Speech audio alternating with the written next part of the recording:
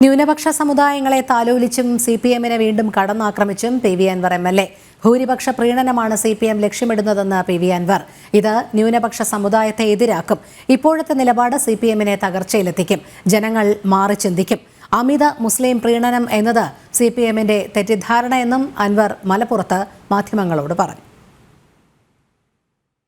നേതൃത്വത്തിന്റെ വലിയൊരു പരാജയം എന്ന് പറയുന്നത് ഈ പാർലമെന്റ് തെരഞ്ഞെടുപ്പ് കഴിഞ്ഞപ്പോൾ നേതൃത്വം വിലയിരുത്തി വന്നിരിക്കുന്നത് അമിതമായ മുസ്ലിം പ്രീണനം കൊണ്ടാണ് തെരഞ്ഞെടുപ്പിൽ വലിയൊരു പരാജയമുണ്ടായി എന്ന ഒരു കണ്ടെത്തലിലാണ് പാർട്ടിയുടെ സ്റ്റേറ്റ് ലീഡർഷിപ്പ് വന്നിട്ടുള്ളത്.